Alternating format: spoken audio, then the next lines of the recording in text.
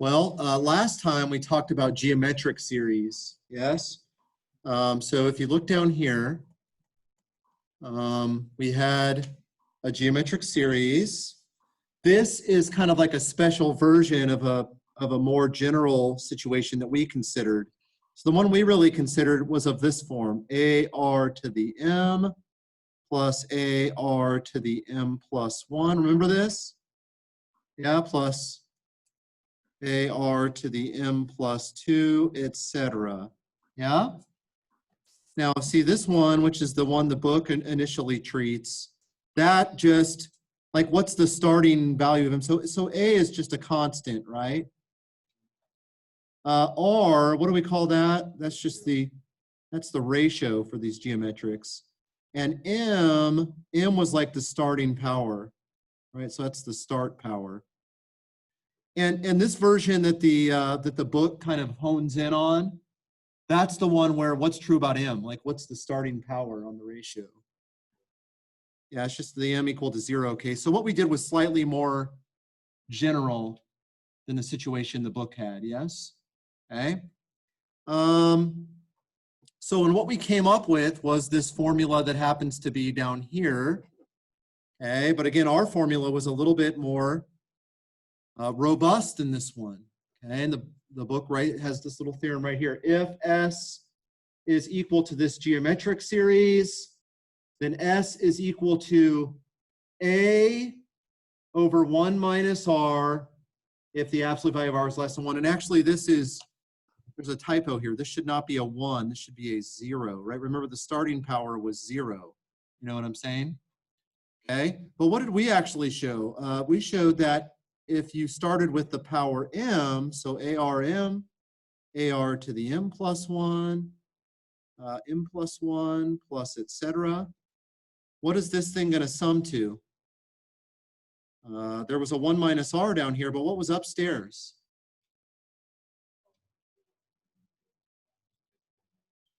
Well, that was actually the partial sum, but once we actually took the limit, that 1 minus R to the N piece, the R to the N went away, right?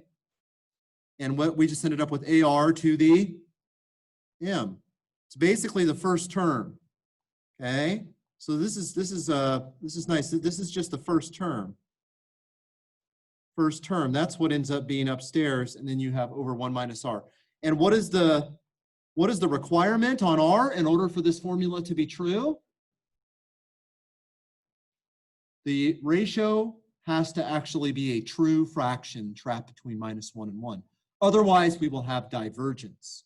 So the absolute value of R needed to be less than 1 in order for this formula to work. And by the way, yeah, this is a typo right here. That should be N going from 0 to infinity. Okay?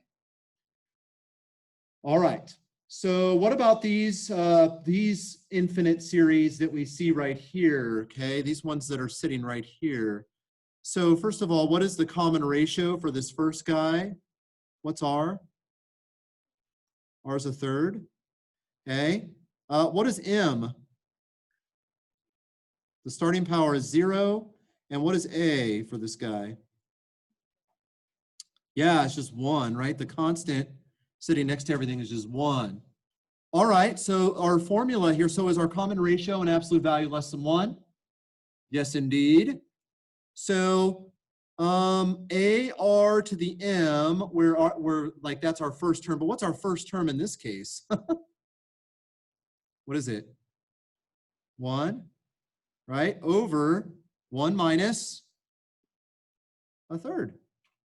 Which, by the way, if you think about it for a second, that's 1 over 2/3, which is 3/2.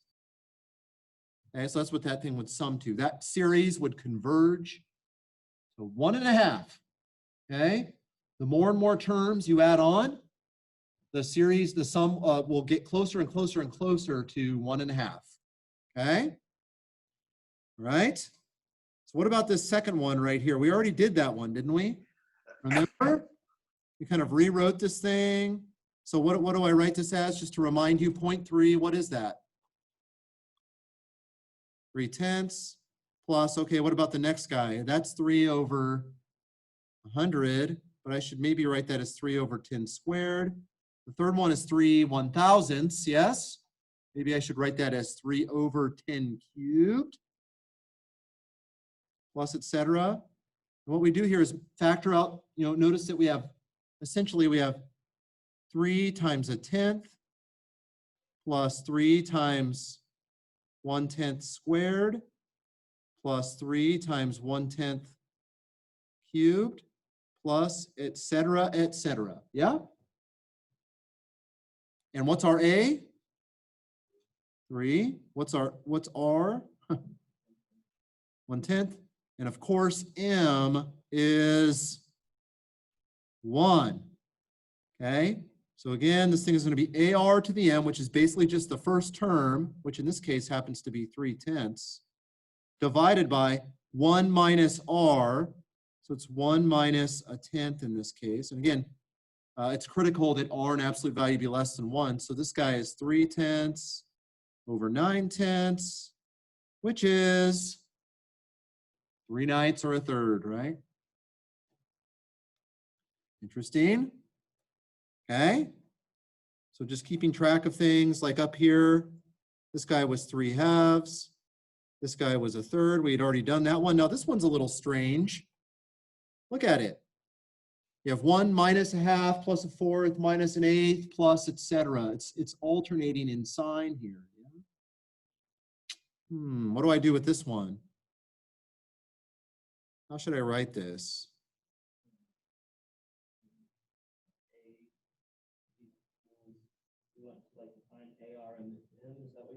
Right, I mean, just write it in the form that's the one we sort of recognize, yeah?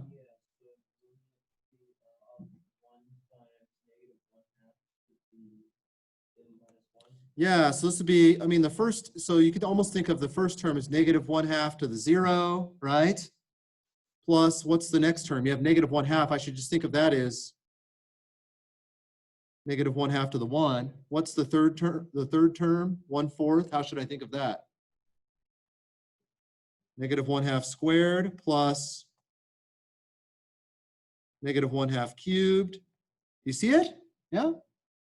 So the common ratio here, it's a little bit different. It's -1/2, but still, we said that R just had to be an absolute value less than 1 in order to have convergence of this geometric series. Yeah. So A, what's A here? 1. And what's M, the starting power? 0, right? So once again, remember it's always AR to the M, where that's just the first term over 1 minus R. And in this case, that's simply -1/2 to the 0, which is 1 over 1 minus -1/2, which is really 1 plus 1/2. Do you see what I'm saying? Yeah? And so what do we get? 1 plus 1/2, that's 1 1.5, right? So that's 3/2. So if I flip that, what do I get? 2/3. Now, does that make sense? Because you would expect, remember we already did 1 plus 1/2 plus a fourth plus an eighth. And what did we get in that case? 1 plus 1/2 plus a fourth plus an eighth, etc. What do you get in that case? 2. Remember that? But that's if they all come with plus signs. In this case, we're actually subtracting off every other term. So is it really all that big of a surprise that you end up with something smaller, namely 2/3 in this case? Yes? It's 2/3 rather than 2 in this case. Okay? All right. Any questions on that? Questions on that? All right. So what happens in the case of a geometric series is kind of rare. Namely, we are able to say precisely what it actually sums to in the case that it converges. Okay? That is a rare privilege when it comes to series. Most of the time, you are simply going to be able to say, oh, this thing converges, but I don't know what it converges to. Like, I don't know what the sum is of this series. I can get good approximations, like with a computer or something, yeah? But saying precisely what it sums to is a difficult thing. So a geometric series is a rarity a rarity among, actually saying what a series converges to. But there are some other cases where we can say stuff. Okay? For instance, these things called telescoping series. Telescoping series. Now, what in the world do I mean by a telescoping series? Well, think about this. What happens to this series that we have right here? Now think about it. What is the first term? If I were to plug in n equal to 1, what's the n equal to 1 term? Well, okay, it's 2 to the first minus 2 to the 0 plus, okay, what is the n equal to 2 term? 2 squared minus 2 to the first. What is the n equal to 3 term? 2 cubed minus 2 squared. Okay, so that's the n equal to 3 term. Plus, etc. You see this? Now here's what telescoping means. What ends up happening to a lot of the in-between terms? You see? Right, so you have this negative 2 to the 0, which is basically 1. But all this other junk, interestingly, 2 to the 1, those cancel, 2 to the 2, those cancel. And you get this weird sort of cancellation. It kind of telescopes on itself. Does that make sense? But I can't, and the reason I bring up this example is it is inaccurate to say, look, obviously everything else is just going to cancel. And the only thing that's going to be left is this negative 2 to the 0 thing. So you would essentially be saying that the sum of this series, right? Is this an accurate thing to say, that the sum of this series is negative 1? What? That's nonsense. Do you know what I'm saying? Every single one of these terms happen to be positive. It's 2 to a higher power minus 2 to a lower power. Do you see what I'm saying? Right? Saying that this thing is negative 1 doesn't seem like that should be accurate. And indeed, it is not accurate. If we want to talk about convergence of a series, what do we need to go look at? What do we need to look at? Convergence of a series is connected to what? What do I need to look at? Partial sums. Partial sums. Okay? So let's talk about partial sums for this thing. What's S1? S1 would just involve the first term. What would that be? 2 to the 1 minus 2 to the 0, yes? What would S2 be? 2 to the 1 minus 2 to the 0 plus what? 2 to the 2 minus 2 to the 1, which upon simplifying, after all, right, the 2 to the 1s kind of cancel, yes? So what does that end up being in the end? Yeah, 2 squared minus 2 to the 0. So back to S1 was 2 to the first minus 2 to the 0. Do you see what I'm saying? S2 was 2 to the 2 minus 2 to the 0. Hey, what do you think S3 is going to be? 2 cubed minus 2 to the 0. Yes? What do you think Sn is going to be? It's going to be 2 to the n minus 2 to the 0. Okay? Does that, 2 to the n minus 2 to 0, which is basically 2 to the n minus 1. Do you see what I'm saying? And what does that go to as n goes to infinity? Infinity. Yeah? And each one of these summands, each of these things is positive, right? Each of those things is positive. So in essence, what you're doing is you're adding up, you're adding, look, when you add up the first n terms of this series, you get 2 to the n minus 2 to the 0. This thing is getting bigger and bigger and bigger and bigger without bound, actually. So this guy right here is equal to the limit as n goes to infinity of Sn. But we see, right, we already saw that Sn is equal to this difference right here. And so what is that limit? Plus infinity. Okay, but there was some telescoping that happened with like the intermediate terms. Yes, you had a lot of cancellation that happened. So what would you say about this series? If you were to make some kind of conclusion, what would you say about it? Does it converge? The series? Does the series converge? No. It diverges to infinity. This thing diverges to plus infinity. Yes. Okay. And the key to realizing that was not to look at everything all at once. You don't look at the entire series and get tricked into thinking that everything's canceling except the first, like the -2 to the 0. That can't be what's happening because every term that we add here was positive. How in the world would we ever get -1 as the answer here? That can't be true. So the key was to look at the sequence of partial sums. And when we did that, we saw that, you know, if I add up the first n terms, I get 2 to the n minus 2 to the 0, and that thing grows without bound. Okay? Okay, what about this? What about this thing right here? Okay, what about the sum going from 1 to infinity of n over n of 1 over n times n plus 2? Okay, what I'm going to do here is I'm going to actually go into the whiteboard, and we'll look at that over there. Okay,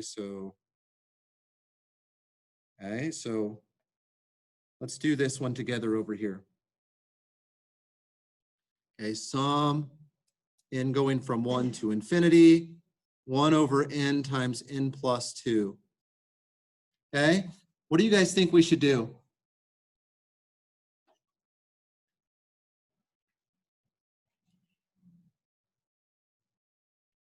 What do you think we should do?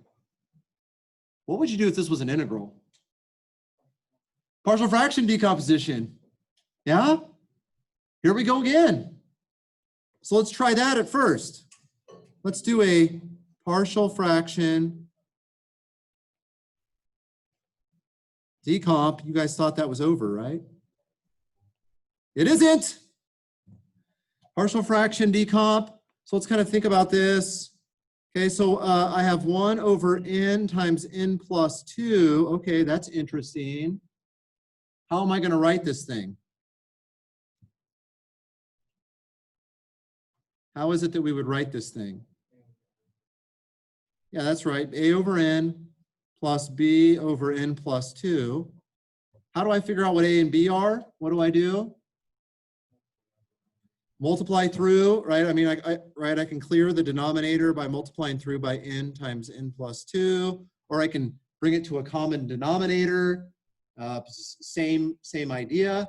So that way I'll get 1 equals a times what? Plus b times n. All right, help me out here. What value? Okay, there's a couple of things you can do. You can plug stuff in, or you can kind of combine things if you want. Like if I were to distribute, for instance, the a in here like this, I would end up with a plus b times what? N, and then this would be plus 2a. Yeah? And over on this side, of course, I have 0n plus 1, right? So what has to be true about 0 and a plus b? They're the same, right? So we know that a plus b is 0, and also we know that 1 has to be equal to 2a, yes? So 1 is equal to 2a. So what's a? A is a half, okay?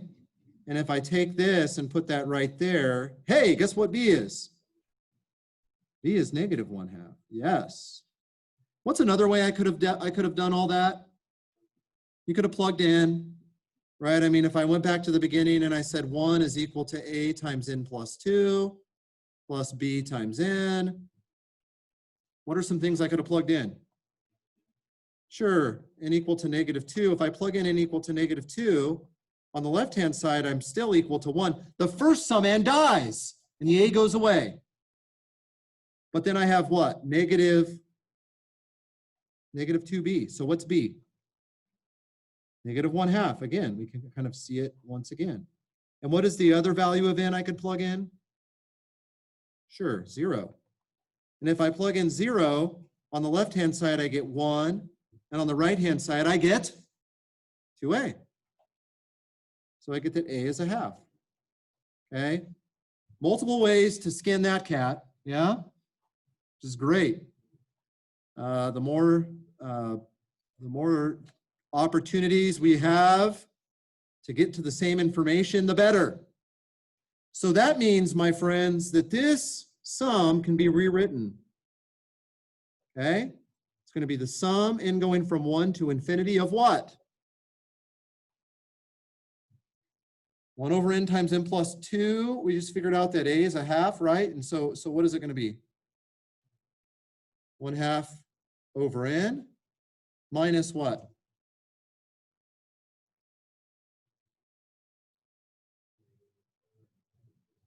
One half over n plus 2. Yeah? Okay? Got it so far? Okay, any questions on this so far? Because we're about to do some stuff here. Any questions so far? Yeah. Well, you'll see.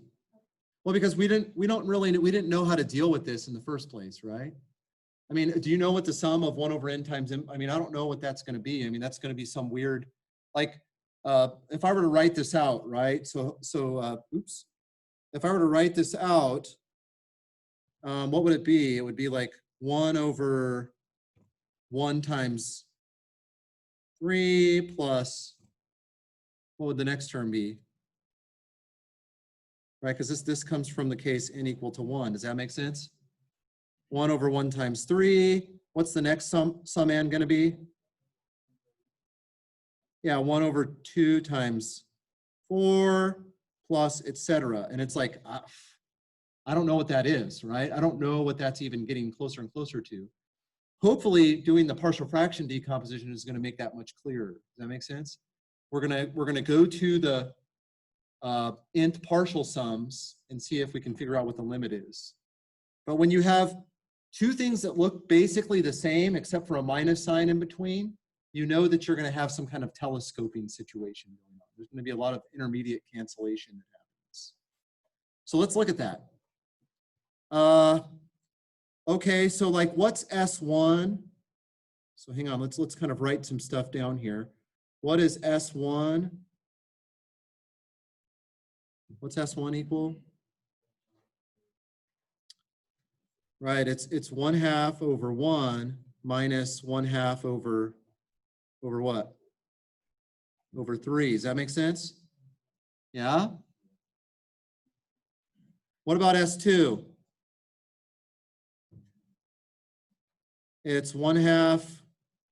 I have the first term, 1/2 over 1 minus 1/2 over 3. Then I also have the second term, right? What's the second term going to be? Plus 1/2 over 2 minus 1/2 over 4. Interesting. I'm going to give myself a little room over here. Okay. Okay, what about S3?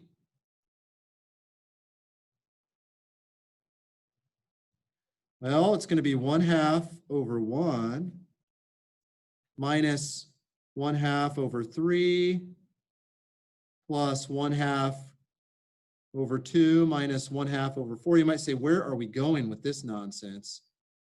But then you start to see, okay, so what happens with the next one?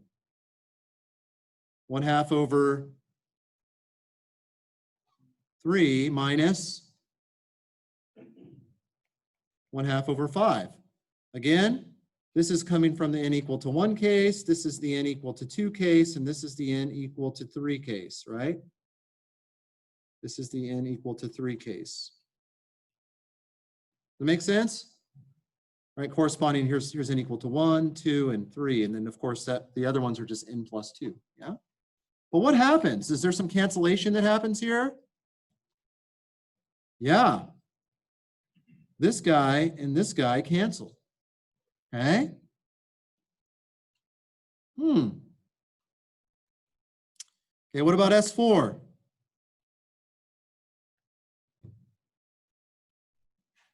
What about S4? Well, this is where it's kind of helpful to just say, well, it's basically S3, right? S4 is basically S3, and I'm just adding on one more term. Do you know what I'm saying? Okay, so S3, just to kind of keep things simple, it's S3 plus one additional term. What's the one additional term? 1/2 over 4 minus 1/2 over 6. Okay, interestingly, so now what's going to cancel? 1/2 over 4 is going to cancel, so let's kind of write down what this is. S4 is equal to, it's still just going to be 1/2 over 1 survives, yes? Okay, 1/2 over 1 is going to survive. Okay. Okay, and what else is surviving here? 1/2 over 2, that one survived, right? Okay. And now, and what am I going to have left?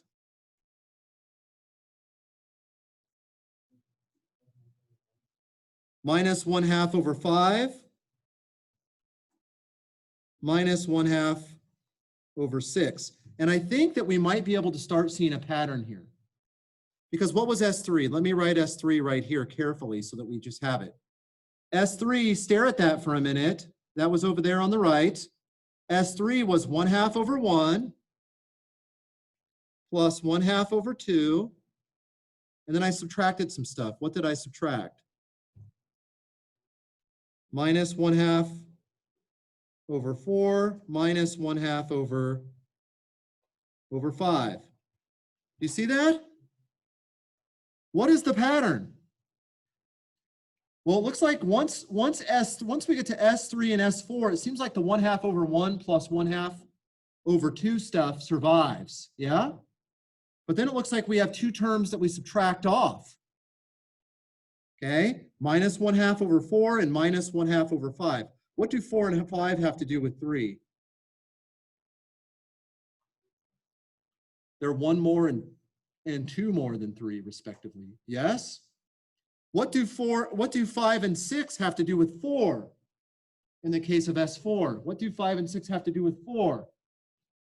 They are 1 more and 2 more than 4, respectively. Yes? So I am telling you, we have found a pattern. Let's write this down right here. So what is Sn? Let's write it down. Sn is going to be what? Okay, it's going to be 1/2 over 1 plus 1/2 over 2. And then it's going to be minus 1/2 over, what's the relationship between the first subtracted term? It's 1 more than the partial sum index that we're on, minus what? 1/2 over n plus 2, exactly. So look at this. We have taken a thing that had n terms in it, n summands, and we've just seen that lots of stuff collapsed. It telescoped. Does that make sense? Telescope means it's like you're kind of smashing the telescope down. All that survived is the first 2 terms and these like last 2 subtracted terms, yes? Okay. So what, pray tell, is going to be this sum? What is this sum going to equal? Well, it's going to be the limit as n goes to infinity of this partial sum, yes? Okay. So this thing is going to be equal to the limit as n goes to infinity of Sn, right? So that Sn right there. And help me out. What is that going to give us? What are we going to get? If I let n go to infinity, what happens to these partial sums? What about the 1/2 over n plus 1 and the 1/2 over n plus 2? What do those go to? Those go to 0. But the first 2 just stay where they are. Do you know what I'm saying? Okay, so it's going to be 1/2 over 1 plus 1/2 over 2. which is really just 1/2 plus 1/4. Do you know what I'm saying? Which is 3/4. There we go. Now, so what that means is the more terms we added together from this, right? The more and more terms we added together, we would be getting closer and closer and closer to what number? 3/4. 3/4. Yeah. So that's interesting stuff there for sure.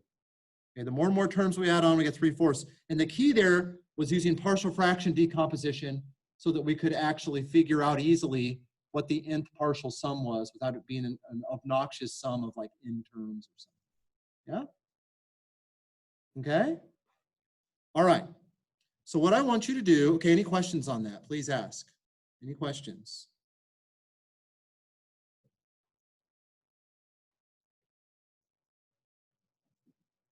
Geometric series, telescoping series.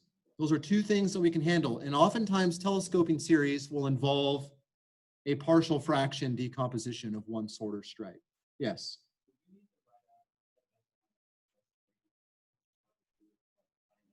To kind of detect a pattern, typically you just start, sometimes the pattern emerges pretty quickly. But sometimes you have to go a couple of steps in like I did here. Like it wasn't clear what the pattern was for just from S1 and S2. Does that make sense? Well, I guess it kind of was. Didn't S2 even fit the pattern? S2 also fit the pattern because it's 1/2 over 1 plus 1/2 over 2 minus 1/2 over 3 minus 1/2 over 4. Isn't that the same pattern? Like the index was 2 and the subtracted terms were both were 1 more than that and 2 more than that respectively in the denominator. Yeah? So actually the pattern emerged fairly quickly. But typically you just play around at like the edge and you'll start to detect some kind of pattern. Yeah? In the case of like a telescoping series. Not in every case, but in the case of a telescoping series. Okay? Any other questions on that?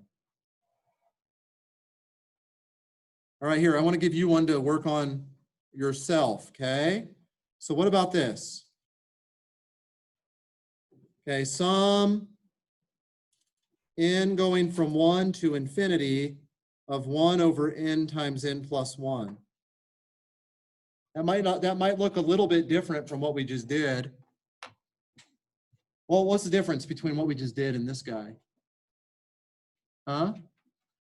It's n plus 1 instead of n plus 2. Now let me ask you a question. The answer to the last one was 3/4, yes? Do you expect, and it was n times n plus 2 in the denominator there. Here we're going n times n plus 1. Do you expect the answer to be bigger or smaller than 3/4? Bigger, okay, yeah, why bigger? Why do you expect it that it's going to be bigger? Because the denominator is smaller. Does that make sense? The denominator of each term is smaller. Instead of having a bigger number n plus 2 in the denominator, you have a smaller number n plus 1 in the denominator. Okay? So work on this for about 5 minutes and we'll kind of reconvene. Okay?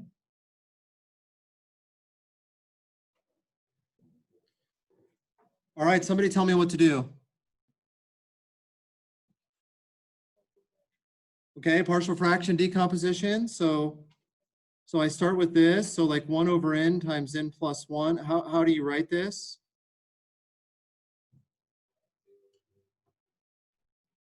A over n plus b over n plus 1.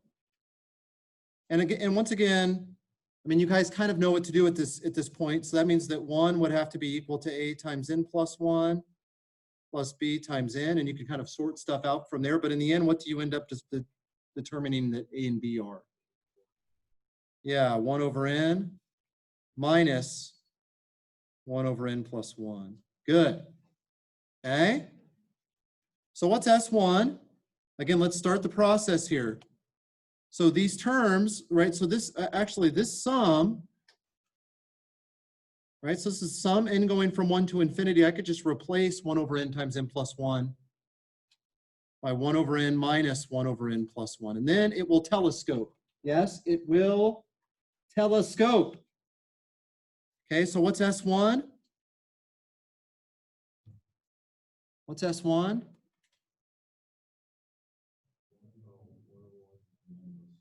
Yeah, 1 over 1 minus 1 over 2. What's S2? 1 over 1 minus 1 over 2 plus 1 over 2 minus 1 over 3. And what do we discern happens here? Yeah, 1 over 1 minus 1 over 3, exactly, yeah. 1 over 1 minus 1 over 3, exactly. What about S3? Okay, now we can kind of predict what's happening here. 1 over 1 minus 1 over, right? I mean, we can just jump straight to the, right? 1 over 1 minus 1 over 2 is what S1 was. 1 over 1 minus 1 over 3 is what S2 was. 1 over 1 minus 1 over 4. Okay? And in general, what's Sn going to equal? 1 over 1 minus 1 over n plus 1, exactly. A bunch of junk cancels. Intermediate junk cancels, and you get 1 over 1 minus 1 over n plus 1. Therefore, this guy over here, I would say that this is the limit of the sequence of partial sums, yes? This is equal to the limit as n goes to infinity of Sn, where my Sn is right here, yeah? And what do we end up getting here? 1 minus 0, basically, yes? So I get an answer of 1. Does that jibe with what we intuitively thought would happen? The last one, where instead I had n plus 2 in the place of n plus 1, we got 3/4.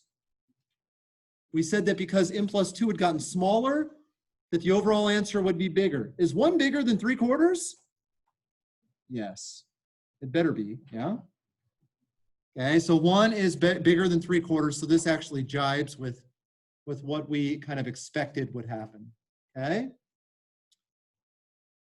All right, any questions on that? Any questions?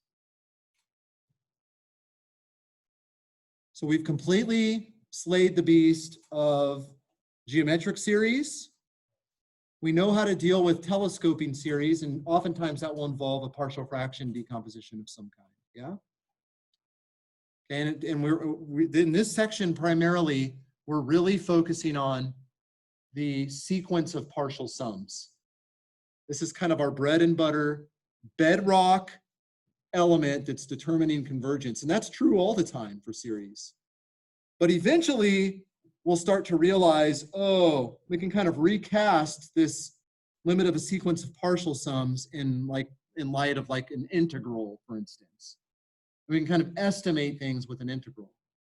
But I'm telling you, for a while, the only series that we're going to know how to find the sum of and say definitively what it equals, what it converges to, are going to be geometric series and telescoping series. All the other ones, we're going to be able to say, yeah, it converges to something, but what it converges to, I'm not sure. Okay, and that's going to kind of be the focus of our test for convergence from this point on. But then we will get to power series. And when we get to power series, we'll have a whole mess of tools at our disposal, and we'll be able to find a lot more sums of series using that, okay?